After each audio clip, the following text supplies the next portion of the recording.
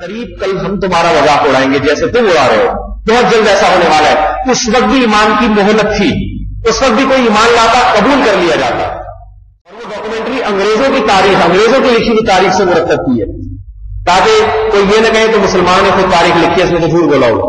اس documentary میں یہ دکھایا گیا ہے کہ کس طرح مسلمانوں اور ہندوؤں کی تجارت ہندوستان میں کس قدر مضبوط تھی جب وہاں پر انگریز کے آنے سے پہلے مسلمانوں کی حکومت تھی. اعمالنا من يهده الله فلا مضل له ومن يضلل فلا هادي له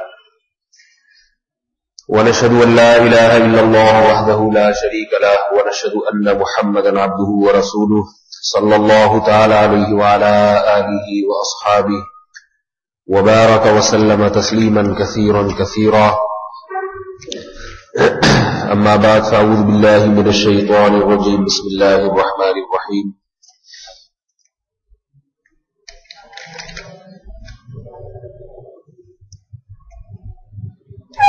فلما جاءهم بالبينات قالوا هذا سحر مبين ومن أظلم ممن افترى على الله الكذب وهو يدعى إلى الإسلام والله لا يهدي القوم الظالمين. يريدون ليطفئوا نور الله بأفواههم والله متم نوره ولو كره الكافرون. تھوڑا گلا کچھ بیٹھا ہوا ہے، خراب ہے کافی دنوں سے، دوا کھانے کا موقع نہیں مل رہا اور آرام دینے کا موقع بھی نہیں مل رہا. لوگ بعض دفعہ آتے ہیں بیان کا اصرار کر کے بیان کروانے کے لیے لے جاتے ہیں، یہ نہیں دیکھتے کہ سامنے والا بھی آدمی ہے، اسٹیل کا بنا ہوا نہیں ہے. تو ظاہر ہے گلا ہے تو بیٹھے گا، پھر ڈر بھی لگتا ہے ایسی باتیں کرتے ہوئے کچھ زیادہ شو بازی نہ ہو جائے. پچھلے درس میں یہ بیان کیا تھا کہ رسول اللہ صلی اللہ علیہ وسلم کی نبوت کے دلائل معجزات، فلما جاءہم بالبینات، جب ان معجزات کے ساتھ رسول اللہ صلی اللہ علیہ وسلم دنیا میں آئے، قالوا ھذا سحر مبین، تو یہ کیا کہنے لگے کہ یہ کھلا ہوا جادو ہے. یہ بینات تو بہت زیادہ ہیں جو معجزات تھے، میں آگے چلتا ہوں ورنہ یہ 1 سال لگ جائے گا اسی آیت میں. ومن اظلم ممن افترى على الله الكذب وهو يدعى الى الاسلام، اس سے بڑا ظالم کون ہوگا جو اللہ پہ جھوٹ باندھے اور حالانکہ اس کو اسلام کی طرف دعوت دی جائے. واللہ لا يهدي القوم الظالمین، اللہ ایسے ظالموں کو ہدایت نہیں دیتے. دعوت دی جاتی تھی کفار کو اور وہ مختلف قسم کے مطالبے کرتے تھے. تو یہ مطالبے ایسے کہ اگر بعض کہتے تھے کہ اللہ نے ہم سے معاہدہ کیا ہے کہ جب تک قربانی کو آگ آ کے آسمان سے نہ کھائے اس وقت تک دعویٰ کو قبول نہ کیا جائے. ایسی ایسی باتیں اللہ کو جھوٹ باندھنے والی. ان باتوں سے رسول اللہ صلی اللہ علیہ وسلم کو جو تکلیف ہوتی تھی کیونکہ ماحول سارا مخالفت کا بنا ہوا تھا، تو اللہ تعالیٰ تسلی دیتے تھے. ان آیات میں بھی تسلی ہے، یریدون لیطفئوا نور اللہ بافواہہم، یہ لوگ یہ چاہتے ہیں کہ اللہ کے نور کو اپنی منہ کی پھونکوں سے بجھا دیں. کہتے ہیں یہ چراغ پھونکوں سے بجھا دیا جاتا ہے نا، اللہ کے جلائے ہوئے چراغ کو یہ لوگ چاہتے ہیں کہ منہ کی پھونکوں سے بجھا دیں. واللہ متم نورہ، حالانکہ اللہ نے ارادہ کر لیا ہے اپنے نور کو مکمل کرنے کا، اسلام کو دنیا میں غالب کرنے کا ارادہ کر لیا ہے. وَلَوْ كَرِهَ الْكَافِرُونَ، اگرچہ ان کافروں کو کتنا ہی ناگوار کیوں نہ گزرے، اور اللہ نے غالب کر بھی دیا. یہ اب دوبارہ 100-150 سال سے مسلمان پستی کی طرف جا رہے ہیں، ورنہ کوئی دنیا میں جگہ ایسی ہے نہیں جہاں اسلام گیا نہ ہو. آج بہت سے ممالک جو ہمیں کافر کفریہ ممالک نظر آتے ہیں وہ بھی اصل میں اسلامی تھے، ان میں اسلام کا بول بالا تھا. ترکی کو دیکھ لیں، عیاشی ہے، نائٹ کلب ہے، شراب ہے، مگر آپ 100 سال پرانی ترکی میں جائیں گے تو آپ کو وہاں مسلمانوں کی مضبوط خلافت نظر آئے گی۔ تو اللہ نے دنیا میں غالب کیا، اب دوبارہ اسلام کمزور ہو رہا ہے، کمزور ہونے کے بعد دوبارہ اللہ تعالیٰ اس کو الحمدللہ غالب کر، وہ غالب ہوگا کیسے، اس کا اگلی آیات میں تذکرہ ہے، اس کے بغیر غالب نہیں ہو سکتا۔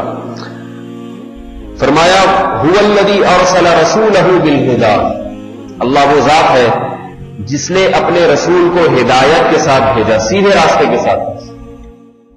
محمد صلی اللہ علیہ وسلم کے سوا دنیا میں آج کوئی ایسی شخصیت نہیں ہے، کوئی ایسا قانون نہیں ہے جو انسان کو سیدھی راہ دکھاتا ہو اور وہ قانون مکمل فطرت کے عین مطابق ہو، سوائے محمد صلی اللہ علیہ وسلم کے قانون۔ اس پر میں اکثر کہتا رہتا ہوں، دنیا کی جو آج تہذیب یافتہ قومیں ہیں، جو اپنے آپ کو دنیا کی ذہین ترین قومیں ہیں، ان کے قانون کا اگر آپ مطالعہ کریں تو اس قانون نے انسان اور جانوروں میں فرق ختم کر دیا ہے، انسان کو جانور بنا دیا، انسانیت کو ختم کر دیا۔ ایسے قوانین، میں چند ایک قوانین کی بات کرتا ہوں۔ محمد صلی اللہ علیہ وسلم جو قرآن لے کر آئے، اس کا قانون کیا ہے؟ صلہ رحمی، رشتہ داری کو جوڑنا، جگہ جگہ یصلون ما امر اللہ بہ ان یوصل، کہ اہل ایمان اس رشتہ داری کو جوڑتے ہیں جس کو جوڑنے کا اللہ نے حکم دیا۔ لا يدخل الجنۃ قطاع، جو رشتہ داری کو توڑتا ہے وہ جنت میں داخل نہیں ہو سکتا۔ والدین کا بہت زیادہ حق بیان کیا گیا، ولا تقل لهما اف، ان کے سامنے اف تک نہ کرو۔ یہ کون قانون، کس کا قانون ہے؟ وہ جو محمد صلی اللہ علیہ وسلم لے کر آئے، آج بھی زندہ ہے۔ پھر صرف ایسا ہی نہیں کہ صرف ہوائی باتیں ہو، نظام اور قانون بنا دیا۔ وراثت کس کو ملے گی؟ اولاد کو، بیوی کو، والدین کو، زندگی بھر ساتھ رہے گی۔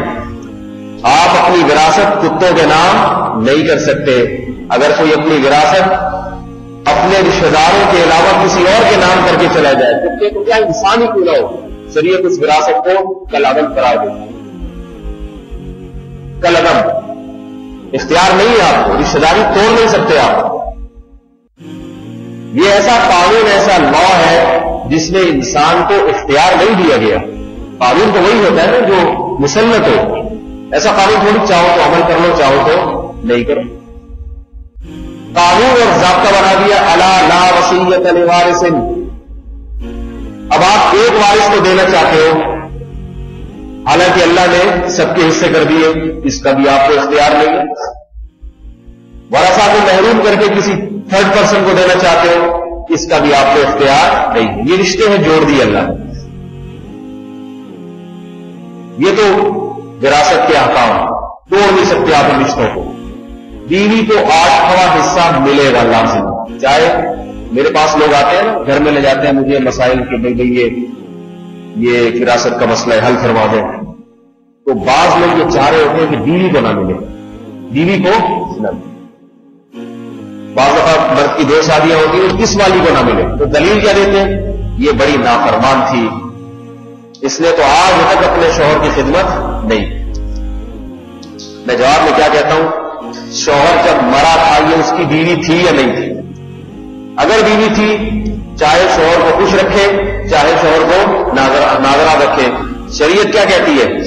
جب بیوی تھی تو رشتہ تھا، رشتہ تھا تو وراثت، رشتہ تھا تو وراثت ملے گی۔ تو یہ اللہ کا بنایا ہوا ضابطہ اور قانون ہے۔ اس کا کیا قانون ہے؟ کوئی ہے ہی نہیں، نہ باپ، نہ ماں، نہ بیٹا، نہ چچا، نہ پھپھی، نہ خالہ۔ اور ایسا شریعت نے قانون بنایا کہ اگر اولاد نہیں ہے تو بھائیوں میں جائے گی وراثت، خون رشتہ ہے نا، رشتہ، بھائی نہیں ہے اور باپ بھی نہیں ہے تو چچا، پہلے بھائی کے بیٹے، وہ بھی نہیں ہے تو پھر چچا، پھر چچا کے بیٹے، بہت دور تک یہ سلسلہ چلتا رہتا ہے، دور سے دور رشتے کو۔ وَأُولُو الْأَرْحَامِ بَعْضُهُمْ أَوْلَىٰ بِبَعْضٍ فِي كِتَابِ اللَّهِ، قرآن کہہ رہے ہیں کہ آپس کے رشتے یہ اللہ کی کتاب میں، اللہ کی نظر میں دوسروں سے مقدم ہے۔ انسانی تہذیب ہے یہ، انسان ایسا نہیں ہے، کیونکہ وہ رشتوں میں رہتا ہے. اللہ انسان کو خاندان کی شکل میں دیکھنا چاہتے ہیں، فیملی کی شکل میں دیکھنا چاہتے ہیں. عیدی سینٹر سے جو ہے نا دریافت ہونے والا انسان ایسا نہیں دیکھنا چاہتے کہ بچے جھولوں سے مل رہے ہو اور ان کا آپس میں کوئی رشتہ ہی نہ ہو. جیسے مرغیاں فارم میں پلتی ہیں، جانور فارم میں پلتے ہیں، ایسے انسان یورپ میں فارم میں پل رہے ہو. چائنا میں بڑے بڑے فارم میں بچوں کو پالنے کے، جیسے مرغیاں پل رہی ہوتی ہے، وقت ہر ایک کو ٹیکا لگے گا، وقت صبح شام دوپہر خوراک، تو ایسے ہی چائنا میں پل رہے ٹیکے لگ رہے تھے مختلف ہر بچے کے، ٹھیک ہے نا، کھیلوں میں رکھے ہوئے ہوتے ہیں بچے، ایسے پل رہے ہیں. یہ کس کا نظام ہے؟ اللہ کا بنایا ہوا نظام ہے. وراثت بھی ملے گی اور ذمہ داریاں بھی رشتہ داروں کو پڑیں گی. آپ مر گئے، آپ کی وراثت جن وارثوں کو جائے گی. اگر آپ مرے نہیں، آپ محتاج ہو گئے روٹی پانی کے، کفالت کرنے والا کوئی نہیں ہے. پہلے تو بات، سب سے پہلے کفالت باپ کے ذمہ آئے گی، جو قانوناً مجبور ہے اپنی اولاد پہ خرچ کرنے پر. وَعَلَى الْمَوْلُودِ لَهُ رِزْقُهُنَّ وَكِسْوَتُهُنَّ بِالْمَعْرُوفِ. قرآن کہہ رہے جس کے لیے بچہ جنا گیا ہے، عورت نے جب بچہ جنا ہے شوہر کے لیے، تو سارا خرچہ کس کے ذمہ ہے؟ اس بچے کا شوہر کے ذمہ، باپ کے ذمہ. وہ یہ نہیں کہہ سکتا کہ میں نہیں پالوں گا، یہ ریاست کی ذمہ داری ہے، وہ پالے، گورنمنٹ کی ذمہ داری. خونی رشتہ ہے اولاد سے، اللہ نے فرمایا پالنا پڑے. بیٹی کی جب تک شادی نہیں ہو جاتی، باپ کو بیٹی کا خرچہ اٹھانا پڑے گا، یہ اس کی ذمہ داری ہے. وہ تو نہیں ڈال سکتا، وہ رشتہ ہے اس کا. اور جب کوئی محتاج ہو جائے تو اس کا خرچہ وارثوں پر اسی حساب سے. باپ نہیں ہے، بھائی نہیں ہے، یا باپ نہیں ہے، دادا نہیں ہے، تو قرآن کیا کہہ رہا ہے؟ وَعَلَى الْوَارِثِ مِثْلُ ذَلِكَ. شریعت میں اگر باپ نہ ہونا پالنے والا، مر جائے باپ، تو بچے کا خرچہ کس پر آتا ہے؟ رشتہ داروں پر، بھائیوں پر آ جائے گا.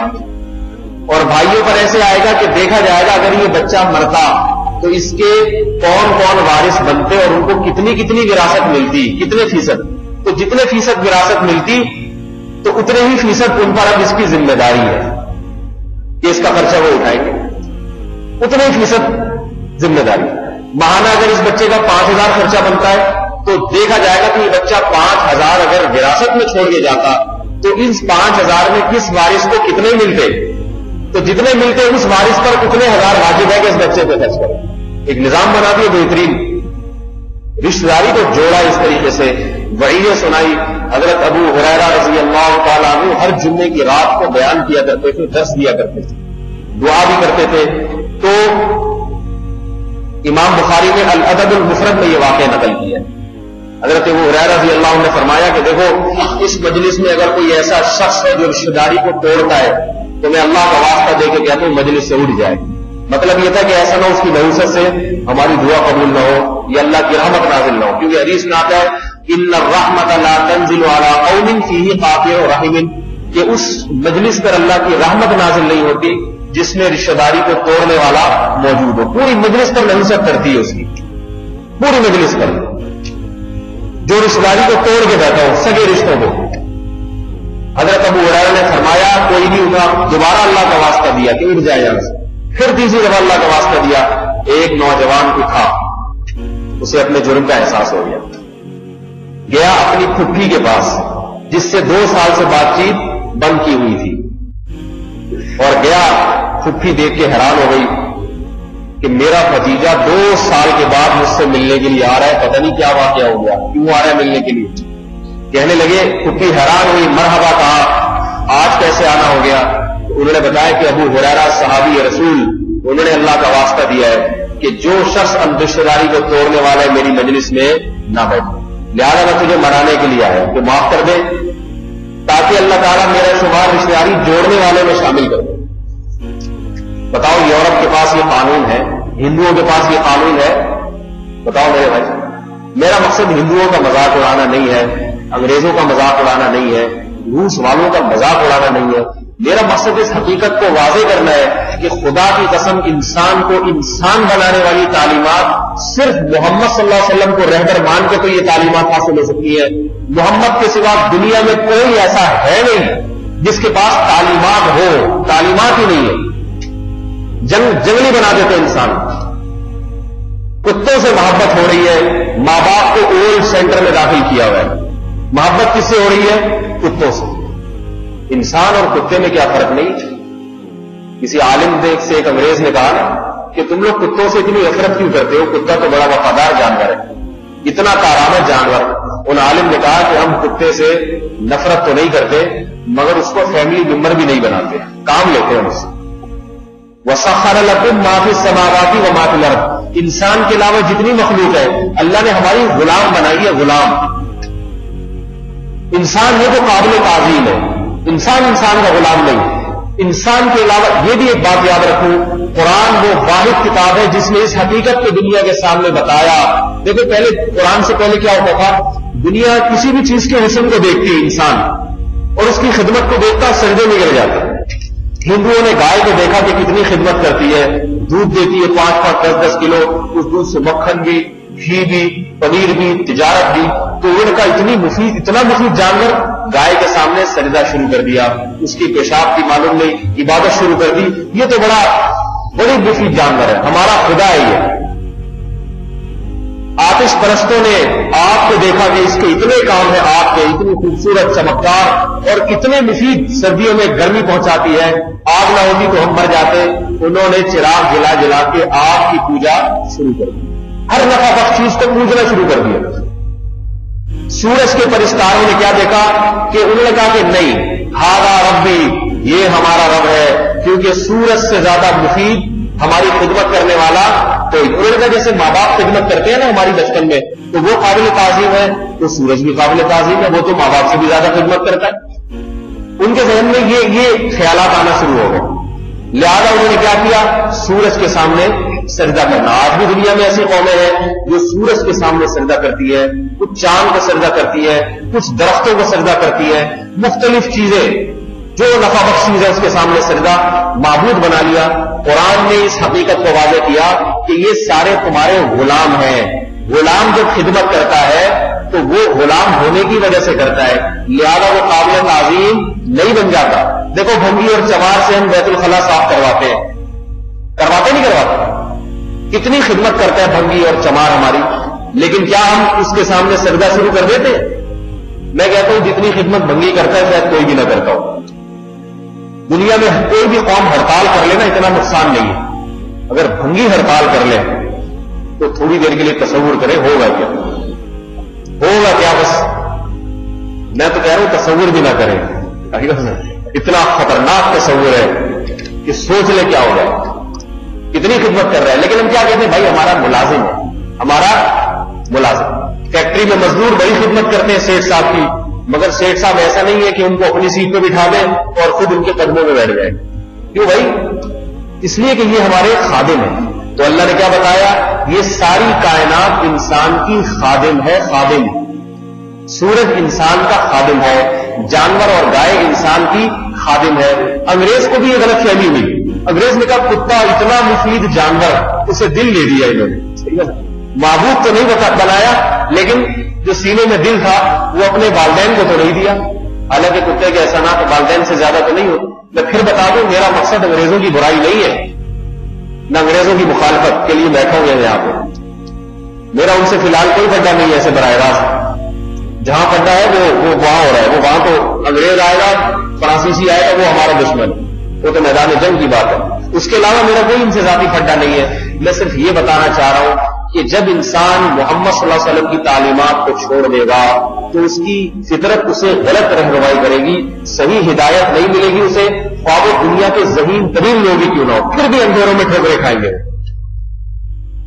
تو کتے کو جب دیکھا نا اتنا وفادار، ہر وقت دل ہلاتا رہتا ہے، تو انگریز نے کیا کیا؟ اسے اپنا دل دے دیا اسے، اور میز کو بٹھا کے اپنے ساتھ کھانا کھلایا، بستر پہ اپنے ساتھ سلایا، جائیدادیں تک بعض ان کے نام کر کے چلے جاتے ہیں۔ تو یہ بیوقوفی اور حماقت کی بات ہے، اتنا ہی اچھا ہے لیکن ہے ہمارا غلام، ہے ہمارا غلام۔ خدمت کرے گا ٹھیک ہے، نہیں کرے گا یا تو بیچ دیں گے یا مار دیں گے۔ اور ان تمام چیزوں کو یہ خود سے غلام نہیں ہے، اللہ فرماتے ہیں ان کو غلام کس نے بنایا؟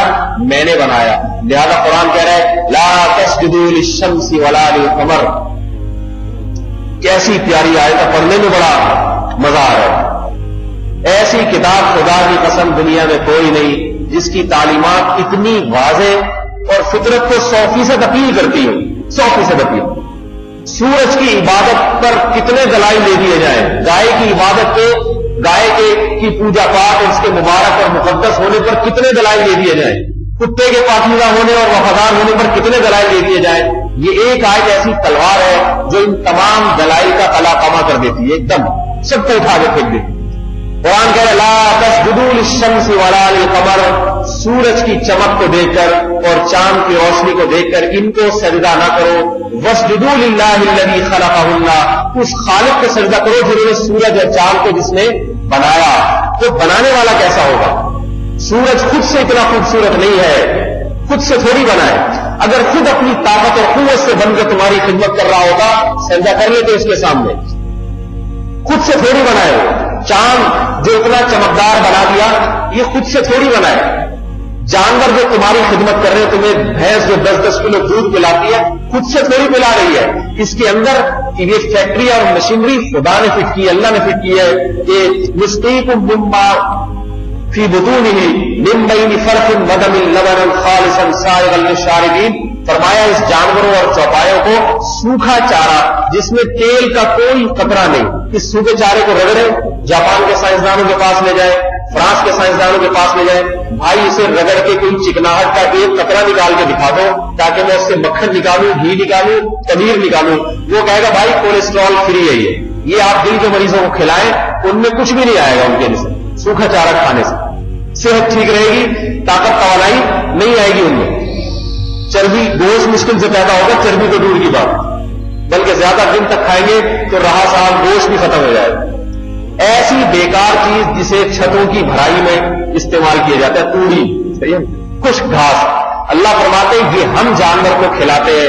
اور پھر یہ بھینس نہیں ہے جو دودھ نکال کے تمہیں دے دیتی ہے, بھینس نہیں ہے جو منو تنو دودھ نکال کے تمہیں روزانہ اتنے سارے جانور دے رہے ہیں. فرمایا نسقیکم, ہم ہیں جو تمہیں پلاتے ہیں اس سوکھے چارے سے.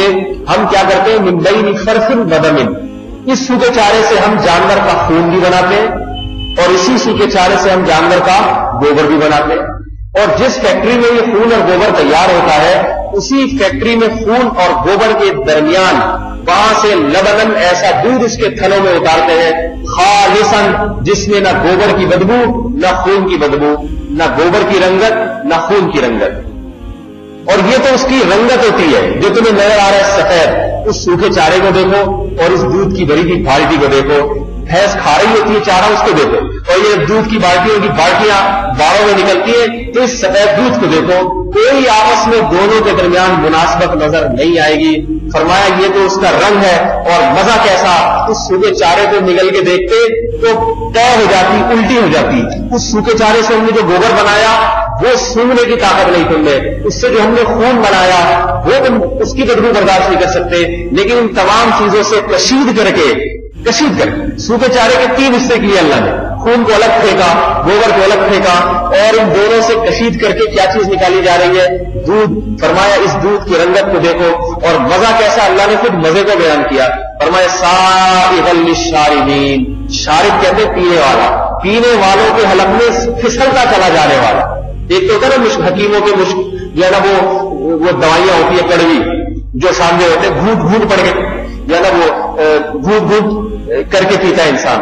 ڈاکٹر کی کوئی کھانسی کا سیرپ ہے, بڑی مشکل سے ایک چمچہ حلق میں اترتا ہے, دوسری کا دل نہیں چاہتا. لیکن فرمایا ایسا لذیذ دودھ ہے کہ سائغا للشاربین, پینے والا ایک گھونٹ کے لیے گلاس قریب لے کر آتا ہے, بقیہ گھونٹ اس کے حلق میں پھسلتے چلے جاتے ہیں, کھینچتا چلا جاتا ہے اس دودھ کو وہ اپنے پیٹ میں. اور اس میں پھر توانائی اور طاقت کتنی ہے, ہڈیاں مضبوط ہو رہی ہیں اس سے. اس گھاس کو کھاتا کوئی چیز مضبوط نہیں ہوتی, جو مضبوط معدہ ہے وہ بھی خراب ہو جاتا. تو اللہ نے اس حقیقت کو, یہ صرف قرآن ہے جو پہلی مرتبہ دنیا کو یہ حقیقت بتا رہی ہے. دنیا آتش پرستوں کو, آگ کی پوجا کرنے والے, سورج اور چاند کی پوجا کرنے والے, گائے کی پوجا کرنے والے, ان کو اللہ بتا رہے ہیں یہ گائے تمہاری خدمت نہیں کرتی, اس اللہ نے, رب نے اس کو تمہاری خدمت کے لیے بنایا ہے, لہذا اس کو نہ دیکھو, اس کے بنانے والے کو دیکھو, اور اس بنانے والے کو اپنا دل دو, اس بنانے والے کے سامنے سجدہ کرو, اس بنانے والے کو اپنا معبود اور الہ سمجھو. یہ تعلیمات صرف کس نے دیے میرے بھائی؟ محمد صلی اللہ علیہ وسلم، اور کسی قوم کے پاس نہیں. کبھی کتوں سے محبت بٹھایا ہوا ہے. قرآن نے بھی کتا رکھنے کی اجازت دی ہے شکار کے لیے، کیونکہ اللہ نے ہمارا غلام بنایا تو شکار کے لیے. بعض دفعہ جانور کو پکڑا نہیں جا سکتا. اللہ نے فرمایا مکلبین مما تعلمونہن مما علمکم اللہ، فرمایا تم نے اگر کتا چھوڑا کسی شکار پہ اور اللہ کا نام لے کے چھوڑا، اور ایسا کتا جس کو تم نے اللہ کے دیے ہوئے علم سے سدھایا تھا، سکھایا تھا شکار کرنا، لہذا فکلوا مما امسکنا علیکم، وہ کتا جب شکار پہ چھپتے اور تمہارے لیے امسکنا علیکم تمہارے لیے وہ شکار کرے، خود نہ کھائے اس میں سے، خود کھا لیا تو پھر نہیں کھا سکتے ہم، کیونکہ یہ انسانیت کے وقار کے خلاف ہو جائے گا. کیسے؟ انسانیت کی تہذیب کا کیسا خیال کیا آپ اندازہ لگائیں کہ انسان رہے، وہ گھٹیا حرکتوں پہ نہ آ جائے. اگر جانور نے کتے نے شکار کیا اپنے لیے،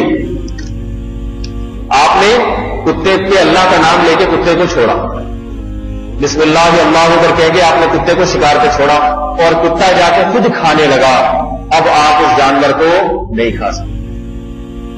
لیکن جانور ہے نا، اس کا بچا ہوا کھا رہا ہے تو انسان ہو کے.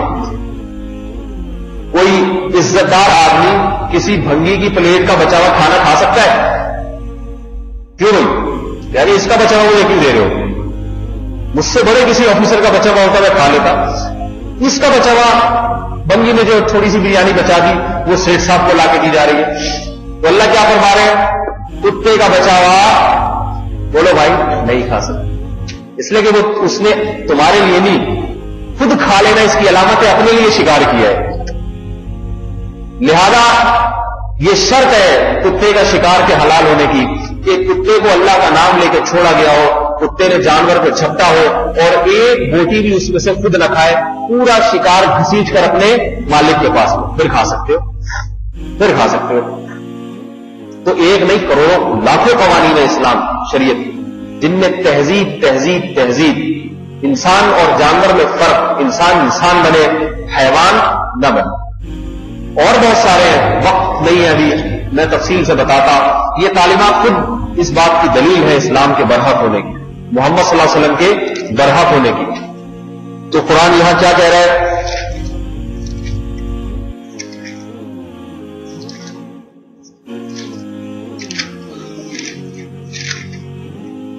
کہاں چلا گیا؟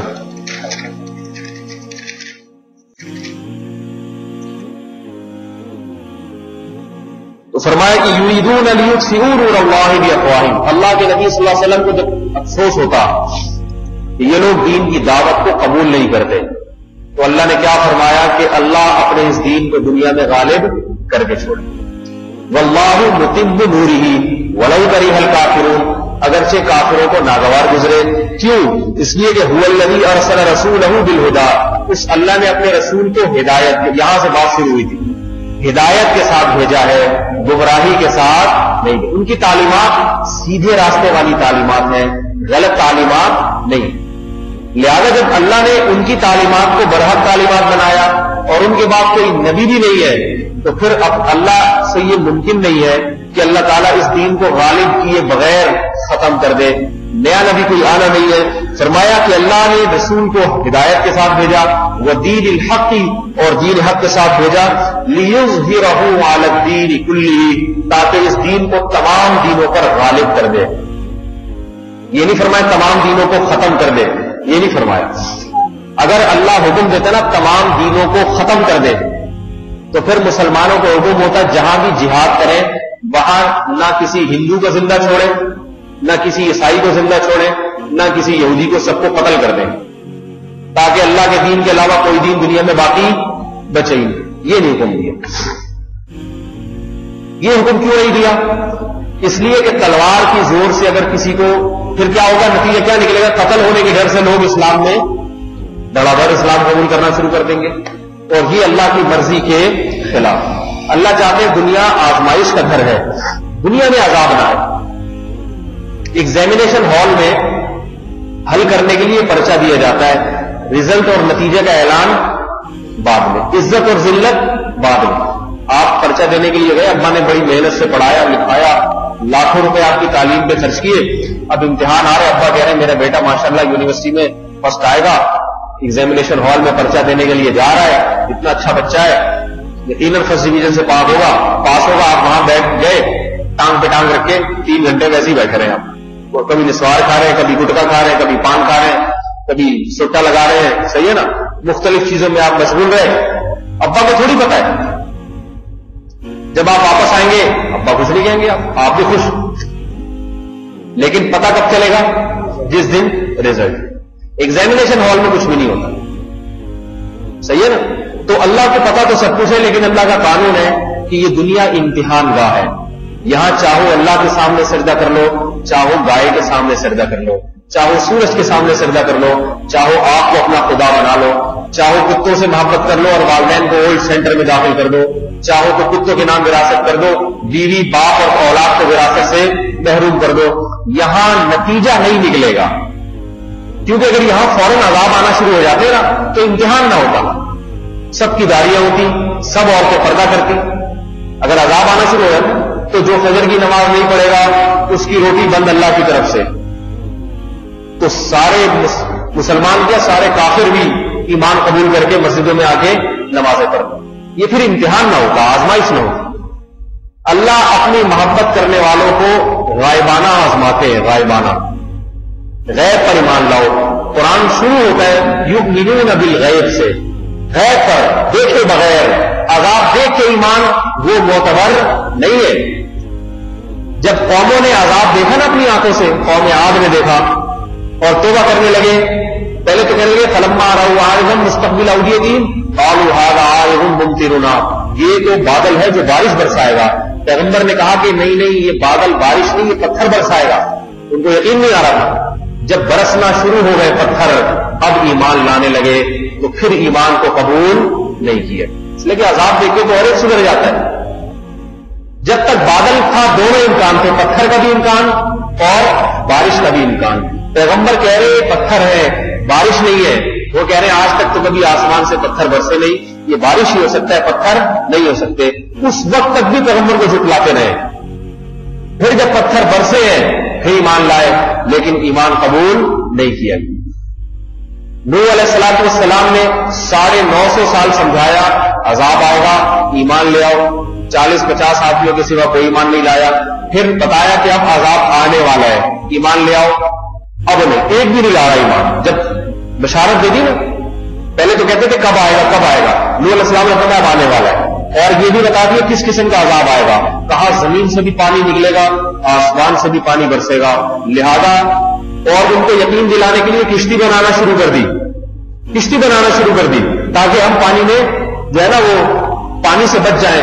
اور کلما مر علیہ ملأ من قومہ سخروا منہ, جب بھی کوئی گزرتا وہاں سے حضرت نوح اور ان کے ساتھیوں کا مذاق اڑاتا, کہتا ان کو دیکھو خشکی میں اتنی بڑی کشتی بنا رہے ہیں, نہ کوئی سمندر ہے نہ کوئی قریب میں دریا ہے, اتنی بڑی کشتی پتہ نہیں کتنے لوگوں کو سوار کرنے کے لیے, جانوروں کو سوار کرنے کے لیے کشتی بنا رہے ہیں.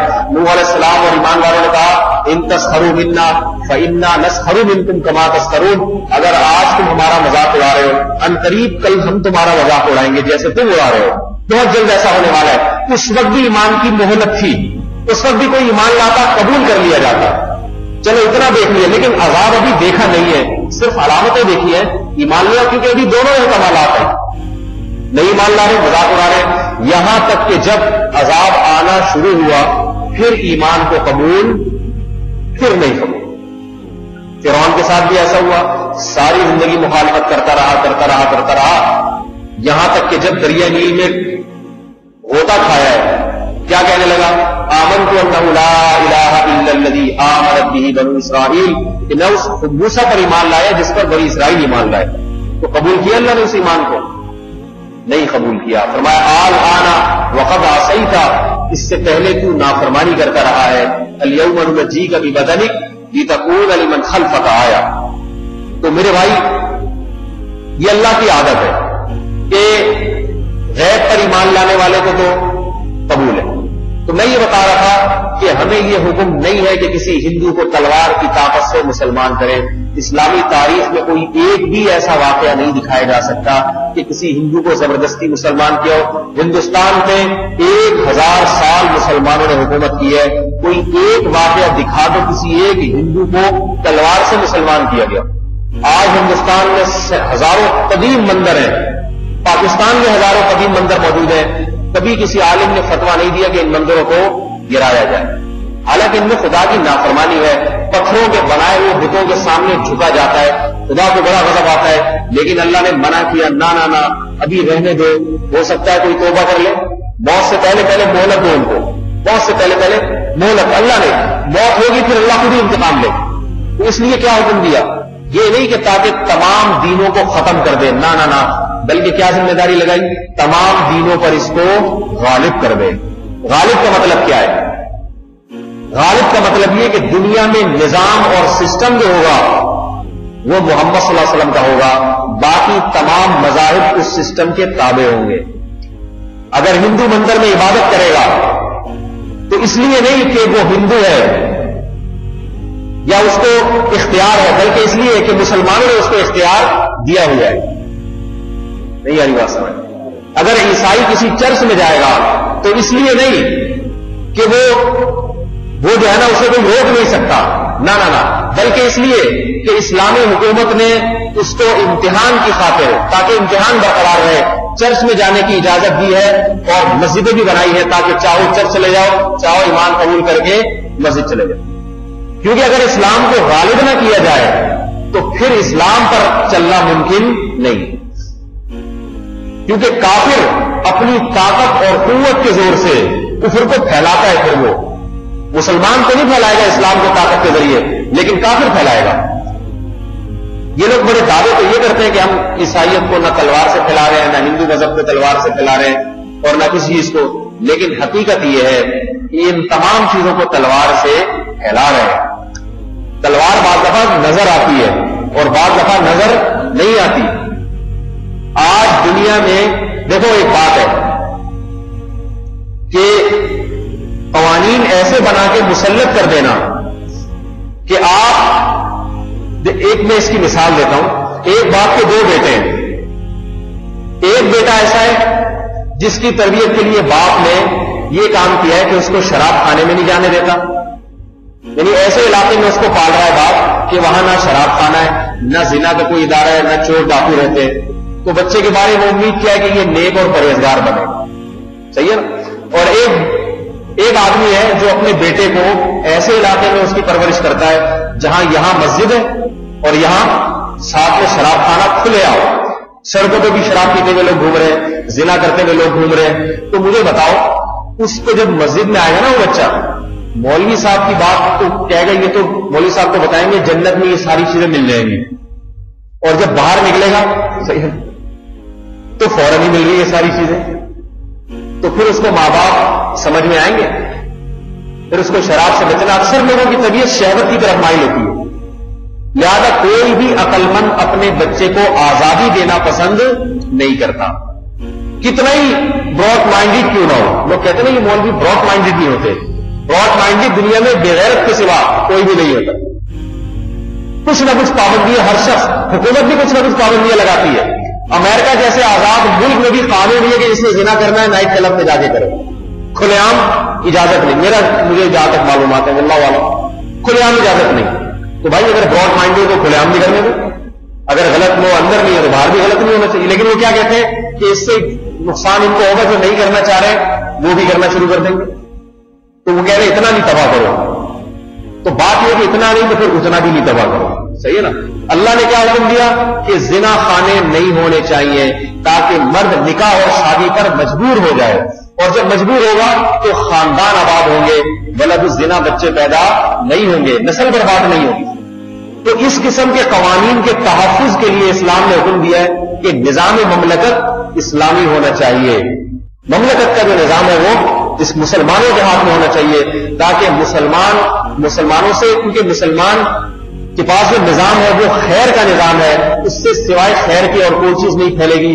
اور دنیا کے جتنے ممالک ہیں. میں ایک مثال دے کے اپنے درس کو ختم کرتا ہوں. دیکھو میرا بیان بعض غیر مسلم بھی سنتے ہیں, ہندو بھی سنتے ہیں اور عیسائی بھی سنتے ہیں. ایک بات میں کہتا ہوں, میں ایک ہندوستان کی مثال دیتا ہوں. ہندوستان پر بر صغیر میں 1000 سال مسلمانوں نے حکومت کی ہے. آپ انگریزوں نے جو تاریخ لکھی ہے نا, مسلمانوں کی لکھی, اس کو ہٹا دیں. انگریزوں نے جو تاریخ لکھی ہے نا ہندوستان کی, اس تاریخ کے مطابق آپ دیکھیں اس وقت ہندو خوشحال تھے اور لطف اور سرور کی زندگی گزار رہے تھے یا آج گزار رہے ہیں. آپ دیکھیں گے پتہ چلے گا اس وقت زیادہ سکون میں تھے. ہندوستان اس وقت اتنی ترقی کر رہا تھا. ایک ڈاکومنٹری بنائی ہے ہمارے جامعہ رشید والوں نے ہندوستان کے بارے میں, اور وہ ڈاکومنٹری انگریزوں کی تاریخ, انگریزوں کی لکھی ہوئی تاریخ سے مرتب کی ہے, تاکہ کوئی یہ نہ کہے کہ مسلمان نے خود تاریخ لکھی ہے اس میں تو جھوٹ بولا ہوگا. اس ڈاکومنٹری میں یہ دکھایا گیا ہے کہ کس طرح مسلمانوں اور ہندوؤں کی تجارت ہندوستان میں کس قدر مضبوط تھی جب وہاں پر انگریز کے آنے سے پہلے مسلمانوں کی حکومت تھی. مسلمانوں نے کیسا عمل قائم کیا تھا, مسلمان ہندوؤں کا کیا ہے, اسلام نے حکم دیا. امام ابو حنیفہ رحمۃ اللہ کا مذہب کیا ہے کہ مسلمانوں کے ماتحت جو ذمہ رہتے ہیں نا کافر, اگر کوئی مسلمان کسی ذمہ کو قتل کر دے تو اس ذمہ کے بدلے مسلمان کو قتل کیا جائے گا. سمجھ میں آ رہی ہے بات؟ اگر کوئی مسلمان کسی ذمہ یعنی اسلامی مملکت کے تحت رہنے والے کسی ہندو کو قتل کر دے تو اس ہندو کے بدلے میں مسلمان کو قتل کیا جائے گا. کیوں؟ جب اس نے ایک عقد کر لیا, ایک معاہدہ کر لیا آپ سے, اب اس کی جان اور مال کا تحفظ مسلمان حکومت کی ذمہ داری, اس کے مندروں کی حفاظت مسلمان حکومت کی ذمہ داری ہے. تو آپ اگر تاریخ اٹھا کے دیکھیں جہاں بھی مسلمانوں نے حکومت کی ہے وہ حکومت کافروں پر بھی بہت بڑی رحمت ثابت ہے. اور جب ہندوستان پر ہندوؤں کی حکومت ہوئی ہے, اسلامی نظام کو ختم کیا گیا ہے, تو انسانیت کی خیرخواہی کے نام پہ انسانیت کو برباد کر دیا گیا ہے. اس کی میں ایک مثال دوں, لیکن انسان کے پاس جو نا اپنی عقل کے بنائے ہوئے قوانین ہوتے ہیں وہ مسلط کرتا ہے, تجربے سے غلط ثابت ہو جاتا ہے. ہندوؤں کا ایک قانون ہے, آپ نے دیکھا یہ بات پھر یہاں آ جائے گی, وہ میرا بھی 4 شادیوں کا بیان کا کوئی موڈ نہیں ہے, یہ ایک اتفاقی مثال دے رہا ہوں. وہ بیچاری خواتین سنتی ہیں بولتی ہے 4 شادیوں پہ آ جائے, صرف ایک مثال دے رہا ہوں, میں مثال دے رہا ہوں. آپ نہ کریں 4 شادی, بلکہ میں کہتا ہوں ایک بھی نہ کریں, ہماری بلا سے باہر ہو جاؤ, ہمیں کیا معذرت کے ساتھ, ٹھیک ہے. تو ایک مثال دینے کے لیے بات کر رہا ہوں میں, ایک مثال دینے کے لیے. ہندوستان میں جب مسلمان تھے نا, قانون یہ تھا کہ زیادہ شادیوں کی اجازت تھی, زنا پر پابندی تھی, کسی ہندو کو بھی زنا کرنے کی اجازت نہیں تھی. سمجھ رہے ہیں نا, زنا کرنے کی اجازت اسلامی مملکت میں کسی کافر کو بھی نہیں ہے. شادی کرو چاہے اپنے مذہب کے مطابق کرو, لیکن تاکہ نسل برباد نہ ہو. نسل بلب زنا بچے پیدا ہوں گے, باپ نہیں ہوگا. جب باپ نہیں ہوگا, نہ چچا نہ پھپھی نہ ماموں نہ خالہ, کچھ بھی نہیں. عجیب سی وہ خاندان کے بغیر عجیب سے کوئی جو ہے نا وہ جاتو چور پیدا ہوں گے.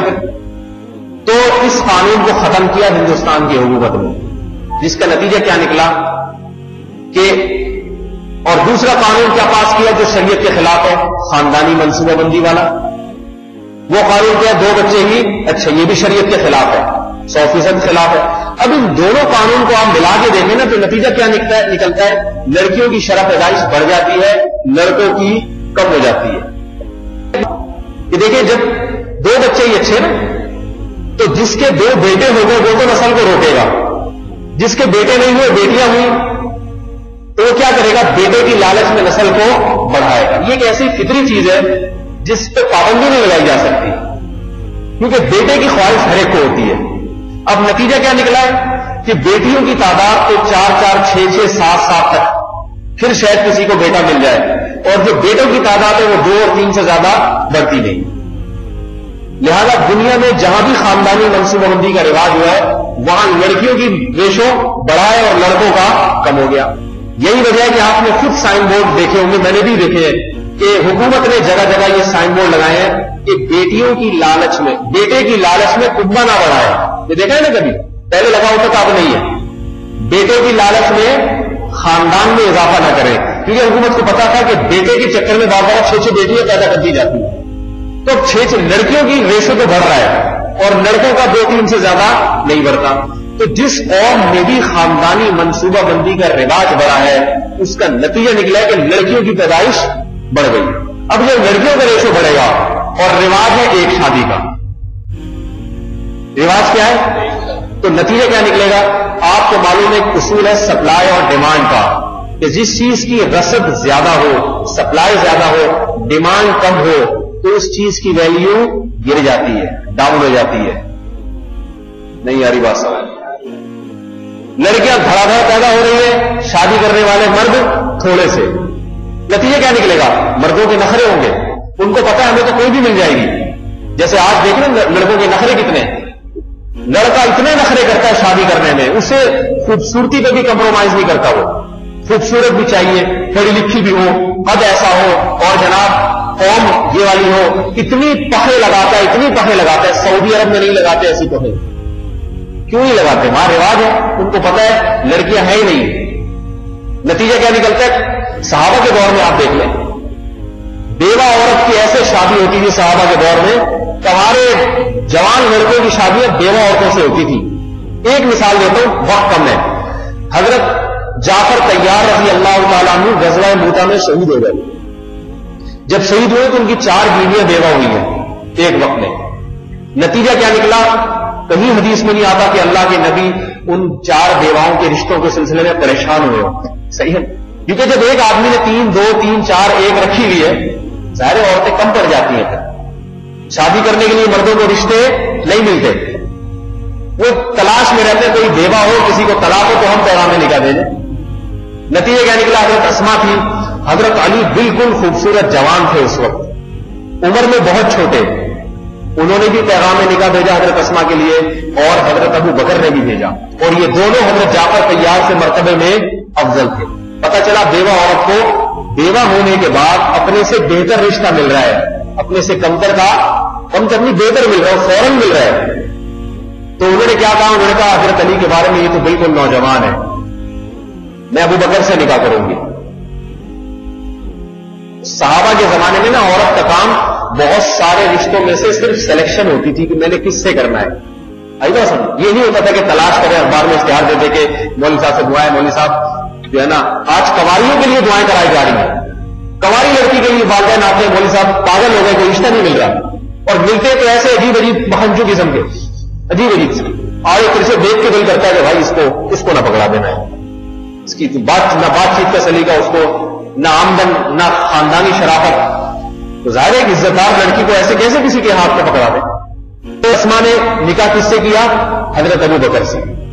حضرت ابو بکر کا دور خلافت آیا، اس کے بعد حضرت ابو بکر کا انتقال ہو گیا. دوسری دفعہ بیوہ ہوئی، کتنی عمر ہو گئی ہوگی؟ تو حضرت علی نے دوبارہ پیغام میں نکاح بھیجا، پھر انہوں نے حضرت علی کا پیغام قبول کر لیا. اتنی عمر میں 2 دفعہ بیوہ ہونے کے بعد بھی ایک داماد رسول محمد صلی اللہ علیہ وسلم اور خلیفہ وقت سے نکاح ہو رہا ہے. کتنی بڑی، یہ ایک نہیں ہے، ایسے سینکڑوں واقعات ہیں. بسا اوقات ایسا ہوتا تھا صحابہ کے زمانے میں کسی خاتون کوئی بیوہ ہوئی یا طلاق ہوئی اور ولادت ہو گئی 2 دن کے بعد، ایسے واقعات ہیں، فوراً نبی کے پاس ہے، یا رسول اللہ میری عدت 4 مہینے 10 دن ہے، یا ولادت ہو گئی ہے، ابھی میں نکاح کر سکتی ہوں، کیونکہ رشتے بہت آ رہے ہیں، رشتے بہت آ رہے ہیں. آپ نے فرمایا بچے کی ولادت ہو گئی، کہاں؟ فرمایا بس نکاح کر سکتی ہو. خطبنی خطاب، فاطمہ بنت قیس کہتی ہے مجھے طلاق ہوئی، تو خطبنی خطاب بہت سارے لوگوں نے نکاح کا پیغام بھیجا، جن میں حضرت معاویہ بھی تھے اور جہم بھی تھے. اور نبی علیہ السلام نے مجھ سے کہا تھا کہ اسامہ بن زید میرے محبوب ہیں، ان سے اشارہ ظاہر کیا تھا اللہ کے نبی نے کہ میرے پاس آنا، میں تمہیں رشتہ بتاؤں گا. صحیح ہے نا؟ تو کہتے اتنے سارے لوگ، عبد الرحمان ابن عوف نے بھی پیغام میں نکاح بھیجا، حالانکہ طلاق ہوئی ہے. ہمارے ہاں تو جب کسی عورت کو طلاق ہو تو وہ ایسا، جیسے میں تشبیہ دے رہا ہوں کہ جیسے کوئی ٹیشو پیپر جو ہے نا تھوکا ہوا، ایسے معاشرہ اس کو نظر انداز کر دیتا ہے کہ کوئی وجہ تو نہیں دے ان طلاق، کوئی وجہ تو ہو، کیونکہ پتا ہے کہ اتنی لڑکیاں ہیں معاشرے میں شادی کرنے کے لیے کہ ہمیں طلاق یافتہ سے کرنے کی کیا ضرورت، قوم کو کیا منہ دکھائیں گے. بہت سے نوجوان طلاق یافتہ سے کرنا بھی چاہتے ہیں نا، تو کہتے ہیں خاندان کو کیا منہ دکھائیں گے، لوگ کہیں گے اسی میں کوئی فالٹ ہوگا کہ کسی طلاق یافتہ سے کر رہا ہے، اچھا والا جوان ہو کے طلاق یافتہ سے کر رہا ہے. جبکہ کئی لوگوں نے، جن میں حضرت معاویہ جیسے سردار، حضرت جابر بن صفوان، حضرت اسامہ بن زید، عبد الرحمان ابن عوف، یہ سارے قریش کے بڑے بڑے لوگ. تو جب نبی کے پاس آئے، اللہ کے نبی نے فرمایا، حضرت فاطمہ آ گئی اللہ کے نبی کے پاس، اتنے لوگوں نے پیغام بھیجا ہے. آپ نبی علیہ السلام نے فرمایا اما معاویہ فصولوکن لا مال لہو، معاویہ سے نکاح کرو گی، غریب مسکین ایک ٹیڑی کوڑی جیب میں نہیں ہے، گزارا کر لیں گی، ایک ٹیڑی کوڑی جیب میں نہیں ہے معاویہ کے. اور جام فرمایا فیہ شدۃ لا یغلب عصاه ونافقہ، کہ جہم جو ہے نا وہ تو ایسے ہیں ہر وقت لاٹھی ان کے کندھے پہ سوار رہتی ہے، ایسے سخت طبیعت کے آدمی ذرا ذرا سی بات پہ ٹھوائی لگا دیں گے. اور پھر فرمایا علیہ بھی اسامہ بن زید، کہ اگر نکاح کرنا ہے تو اسامہ بن زید سے. آپ علیہ السلام کے منہ بولے بیٹے تھے، محبوب تھے، فرمایا اس سے کر لو. تو فرماتے ہیں مجھے پتا تھا کہ نبی کو سب سے زیادہ محبوب ہے، اس لیے میں نے ان سے نکاح کر لی.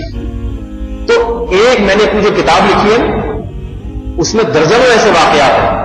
اس کا نتیجہ تھا کہ قرآن نے حکم دیا، قرآن کا حکم بتا رہا ہوں سورہ بقرہ میں، آپ کے حیران ہو گئی حکم سن کے. قرآن کہہ رہا ہے لیس علیکم جناح، تم پر کوئی گناہ نہیں ہے کہ جب کوئی عورت بیوہ ہو جائے، سورہ بقرہ میں، کہ جب کوئی عورت بیوہ ہو جائے تو عدت کے دوران اشارتن کنایتن تم نکاح کا پیغام بھیج سکتے ہو. کیوں؟ علم اللہ انکم ستذکرونہن. قانون اصل میں یہ کہ جب کوئی عورت کو طلاق ہو یا بیوہ ہو جائے تو عدت کے دوران نکاح کا پیغام بھیجنا جائز نہیں ہے. سمجھ آ رہی ہے نا؟ جب تک عدت پوری نہ ہو جائے نا اس سے رشتے کی بات کرنا جائز نہیں ہے، کوئی پیغام نکاح نہیں بھیج سکتا. تو اللہ نے یہ حکم دیا سورہ بقرہ میں کہ عدت پوری ہو جائے، جب تک عدت 4 مہینے 10 دن ہے یا 3 ماہواریاں ہیں، عدت پوری نہیں ہو جاتی تو طلاق یافتہ یا بیوہ عورت کی طرف نکاح کا پیغام نہ بھیجا جائے. لیکن آگے اللہ نے فرمایا علم اللہ انکم ستذکرونہن، اللہ کو معلوم ہے تم نکاح کی کوشش میں انہیں یاد کرو گے، اور تمہارے لیے مفہوم بتا رہا ہوں قرآن کا، تمہارے لیے عدت گزرنے کا وقت بہت مشکل ہو جائے گا. پابندی لگانا، اس پر 100% پابندی بھی کر سکتے تم. کیوں بھائی؟ بیوہ ہے اس پر صحابہ پابندی نہیں کر سکتے. کتنی تھوڑی سی مدت ہے، 3 مہینے 4 مہینے سے، لیکن قرآن کہہ رہے ہیں اللہ کو تم پابندی نہیں کر سکتے. لہذا تمہاری اس رغبت اور شوق کو دیکھتے ہوئے اللہ تمہیں اجازت دے رہا ہے کہ تم صراحتاً پیغام نہ دو، مگر گول گول طریقے سے پیغام نکاح بھجوا دو. یہ گول گول طریقے سے کیوں؟ اس لیے کہ اتنے رشتے ہوتے تھے. ایک صحابی کو خیال ہوتا ہے اگر میں نے 4 مہینے 10 دن انتظار کیا تو مجھ سے کوئی اور پہل کر جائے گا، ادھر نہ ہو جائے شادی اس کی، میں پھر کمارے ہی رہ جاؤں گا. ویسے ایک چانس ہوا تھا، بیوہ ہوئی ہے، ٹھیک ہے نا، میں ویسے کہا ویسے ہی رہ جاؤں گا. تو اس لیے قرآن کیا کہہ رہا ہے؟ گول گول، جس کی تفسیر علماء نے بیان کی ہے کہ بھائی وہاں یہ پیغام دلوا دیا جائے کہ بھائی آپ کا شادی کا پروگرام ہو رہا ہے تو ذرا ہم سے مشورہ لے لیجیے گا. سراپن تو نہیں کہہ سکتے کہ میں نکاح کا پیغام، مشورہ میرے پاس ایک اچھا رشتہ ہے، مجھ سے ضرور پوچھ لیجیے گا، کیونکہ یہ صحابہ کو ڈر ہوتا تھا کہ اور پہل نہ کر دے. اب سوال پیدا ہوتا ہے کیا صحابہ کرام کو اتنا شوق بیوہ اور طلاق یافتہ عورت سے کیوں تھا؟ کیا حدیث میں ترغیب دی ہے کہ بیوہ عورتوں سے نکاح کیا کرو؟ اللہ کے نبی نے خود کو بیوہ عورتوں سے نکاح کیا ہے، مگر زبان سے ترغیب دی ہے کنواری لڑکی سے نکاح کرنے کی. سمجھ میں آ رہی ہے بات؟ کس سے ترغیب دی ہے؟ کنواری لڑکی سے. اس کے باوجود بیوہ اور طلاق یافتہ سے کیوں ہو رہے تھے دھڑا نکاح؟ اس لیے کہ کنواری ہر ایک کو ملتی، بولو بھائی، نہیں تھی. نہیں آ رہی بات؟ کیونکہ جب اتنی شادیاں ہوں گی تو لڑکیاں معاشرے میں کم، لہذا تو ایک مل جائے کسی کو کنوارے کو یہ بھی غنیمت ہے. وہ انتظار کرے گا کہ طلاق ہو، کوئی بیوہ ہو تو وہ پیغام بھیجتا ہے، وہ یہ نہیں دیکھتا کہ طلاق یافتہ ہے یا کنواری. اور کون 4 کرے گا کون 3 کرے گا یہ کام بھی مرد کا نہیں ہے. اس لیے کہ جب آپ کہیں نکاح کا پیغام بھیجیں گے ضروری تھوڑی وہ قبول بھی کر لیں. آپ کا 4 کا پروگرام ہے، ضروری تھوڑی لڑکی کے والدین مان بھی جائیں. آپ ایک کرو گے دوسری پہ ہو سکتا ہے نہیں دیں آپ کو، وہ کہیں گے نہیں بھائی ہم کنوارے کو دیں گے، آپ کو نہیں دے رہے. کوئی کہے گا ہم تیسری والی کو دیں گے، آپ کنوارے میں بھی ہمیں اچھے نہیں لگتے، وہ فلاں تیسری بیوی رکھ کے بھی آپ سے زیادہ اچھا، اس کو ہم چوتھی پہ دے دیں گے. تو یہ فیصلے لڑکی کے اولیاء ماں باپ اور لڑکی خود کرے گی کہ کس آدمی نے 4 بیویاں رکھنی ہے، کس میں 3 رکھنی ہے، کس میں 2 رکھنی ہے، اور کون ایسا نالائق ہے کہ جو کنوارے زرداری کی طرح ساری زندگی کنوارا رہے. زرداری کو تم تیار اپنی بیٹی دینے کے لیے؟ کوئی بھی نہیں دے گا. اس لیے کہ پتا ہے بھائی ایسا آدمی. اور بعض علماء بزرگ یا بعض تاجر مالی لحاظ سے اتنے مضبوط ہیں، ان کو اگر چوتھی شادی کے لیے پیغام بھیجے نا تو لڑکی والے کہیں گے بھائی ہمیں یہ چوتھی میں بھی قبول ہے، چوتھی میں بھی قبول ہے، کیونکہ اس کے پاس دولت بہت ہے یا تقویٰ بہت ہے. کوئی دولت کو معیار بناتا ہے، کوئی تقوی کو، کوئی خوبصورتی کو. تو اس میں عورتوں کا فائدہ دیتا نا. عورت کو آزادی دی جا رہی ہے کہ تمہارے لیے رشتوں کی کمی نہیں ہے. اور اگر یہ عورت چاہ رہی نہیں بھی نہیں, تو پھر نتیجہ کیا نکلے گا کہ جن کی ہو گئی وہ تو ٹھیک ہے, جن کی نہیں ہوئی ان کا بیڑا غرق, یا جن کی ہو گئی اور بعد میں طلاق ہو گئی ان کا بیڑا بھی غرق, یا جو جوانی میں بیوہ ہو گئی ان کا بیڑا بھی غرق, اور پھر جن کی طلاق بھی نہیں ہوئی بیوہ بھی نہیں ہوئی ان کے 3-4 بچیاں پیدا ہو گئی ان کا بیڑا بھی غرق. یعنی بیڑا ہر ایک کا غرق ہوگا, خواہ فوراً ہو جائے خواہ تھوڑے دنوں کے بعد جا کے. صرف اسی کا بیڑا غرق نہیں ہوگا جس کی اولاد میں بیٹیاں نہیں ہیں, یہ بات یاد رکھو. صرف وہ خوش رہے گا جس کی اولاد میں بیٹیاں نہیں ہے.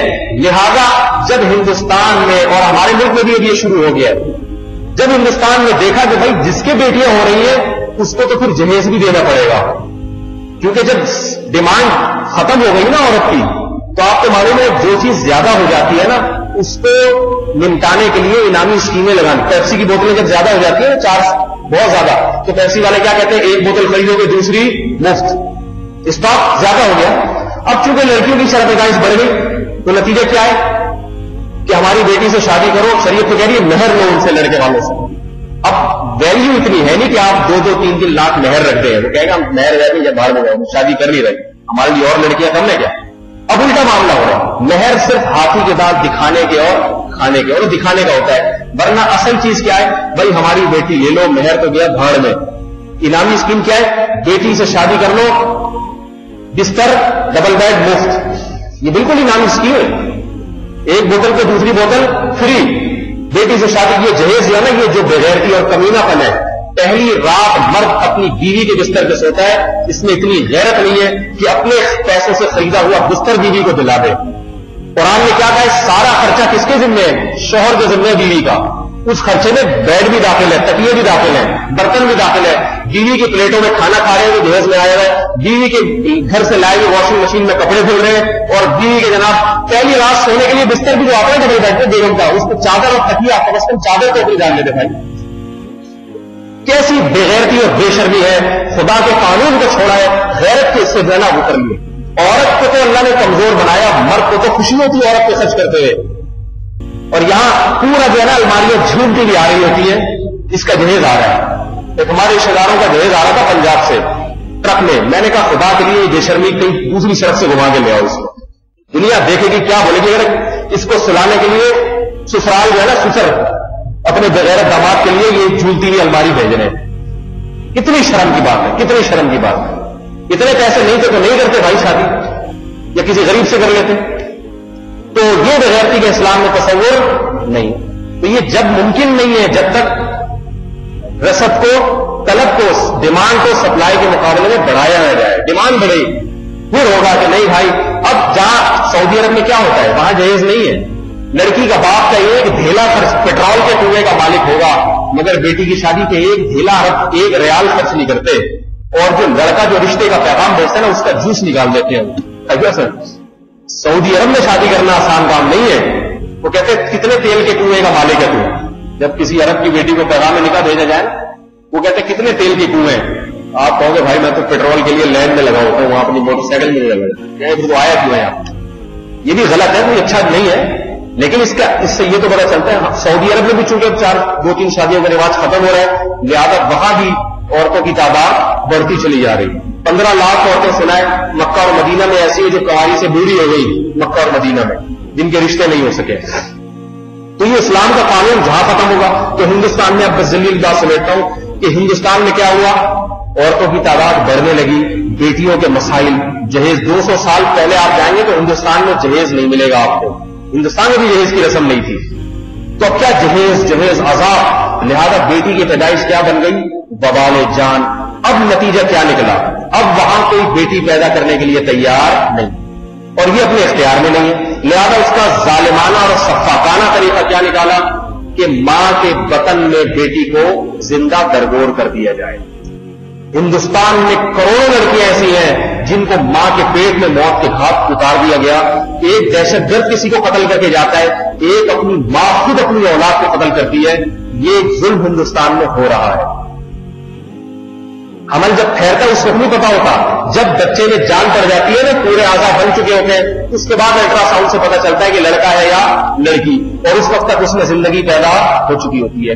اس زندہ بچی کو، اپنی بیٹی کو ماں کے بطن میں ہلاک کر دیا جاتا ہے تاکہ بیٹی کو پیدا ہونے سے روک دیا جائے.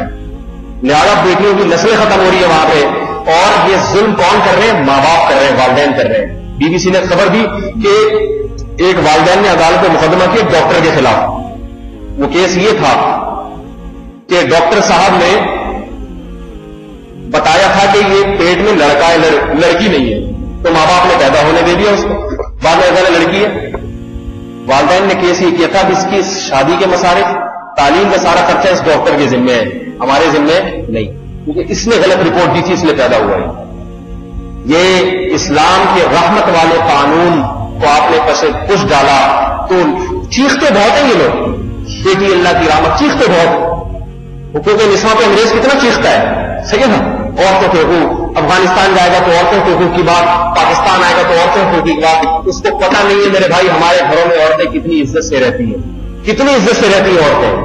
ماں کو کیسی عزت دی جاتی ہے، بیوی کو کیسی عزت دی جاتی ہے، بیٹیوں کو کیسا جگر کا ٹکڑا ہم سمجھتے ہیں. الحمدللہ ابھی بھی سمجھتے ہیں، آگے بے دین ہو گئے وہ نہیں سمجھتے، ایک الگ بات. بیٹیوں کی، میری جب تیسری بیٹی پیدا ہوئی نا، مجھے اطلاع ملی کہ بیٹی پیدا ہوئی ہے، مجھے اتنی خوشی ہوئی اس بات کی. میں نے کہا دیکھو، مجھے فوراً حدیث آئی، محمد صلی اللہ علیہ وسلم نے فرمایا جس نے 3 بیٹیوں کی کفالت کی، 3 بیٹیوں کی کفالت کی اور بالغ ہونے کے بعد کسی دیندار سے ان کا نکاح کر دیا، حدیث کا مفہوم ہے، فرمایا میں اس کے لیے جنت کی ضمانت لیتا ہوں. میں نے سوچا یا اللہ پتہ نہیں میرے اعمال مجھے جنت لے کے جائیں نہ جائیں. ایک میرے پاس آپشن جنت میں جانے کا اور ہو گیا، ایک آپشن اور ہو گیا. بہت سارے آپشن اگر فیل ہو گئے، ایک آپشن اور. اتنی بڑی رحمت. تو یہ تو دین کی برکت، دین کی طرف نسبت کی برکت ہے، یہ اسلام کی رحمت ہے کہ خوش ہو رہا ہے انسان اس پہ. ہندو خوش نہیں ہوتے. میں ہندوؤں سے کہتا ہوں بتاؤ جو آدمی اپنی اولاد کی پیدائش پہ خوش نہ ہو رہا ہو، وہ نظام جس نے اس کو ایسا سفاق بنایا، وہ نظام کیا درست نظام ہو سکتا ہے؟ کیا وہ صحیح ہو سکتا ہے؟ کیسے وہ رحمت والا نظام کیسے ہو سکتا ہے؟ تو اب نتیجہ کیا نکلا؟ کروڑوں لڑکیوں کو قتل کر دیے جاتے ہیں ماں کے پیٹ میں. قرآن کیا کہہ رہا ہے؟ وَإِذَا الْمَوْءُودَةُ سُئِلَتْ بِأَيِّ ذَنبٍ قُتِلَتْ. جب زمانے جاہلیت تھے نا، اسلام نہیں تھا، تو عربوں کو قتل کرنے کا ماں کے پیٹ میں کیسے قتل کیا جاتا ہے یہ طریقے نہیں آتے تھے. لہذا وہ پیدا ہونے کے بعد بیٹی کو زندہ دفن کرتے تھے، مجبور تھے، ورنہ ماں کے پیٹ میں مار دیتے. اب ماں کے پیٹ میں ہی مارنے کے طریقے ایجاد ہو گئے. تو وہ کیونکہ باپ خود اپنی بیٹی کو دفن کر کے آتا تھا، تو قرآن اسلام جب آیا دنیا میں تو قرآن میں آج بھی سورہ شمس میں یہ آیات تلاوت کی جاتی ہیں، اذا الشمس كورت واذا النجوم انكدرت.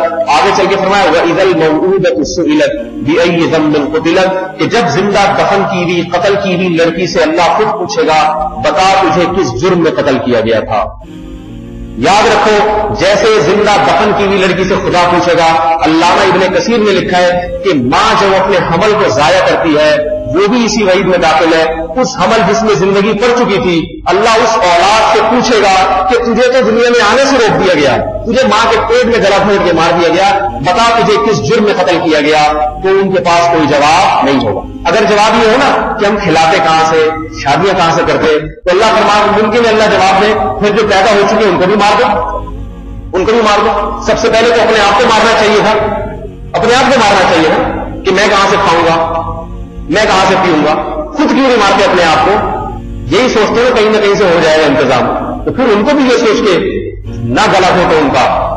اللہ تعالیٰ میرے بھائی ہمیں موت ایمان کو نصیب فرمائے، اسلام پہ ایمان کے. اللہ نے ہم پر بڑا رحم کیا ہے، بڑا کرم کیا ہے کہ ہمیں ایمان والوں کے گھروں میں پیدا کر دیا.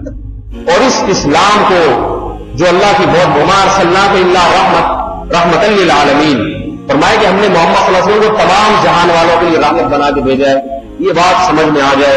اور واقعتاً محمد صلی اللہ علیہ وسلم تمام جہان والوں کے لیے رحمت.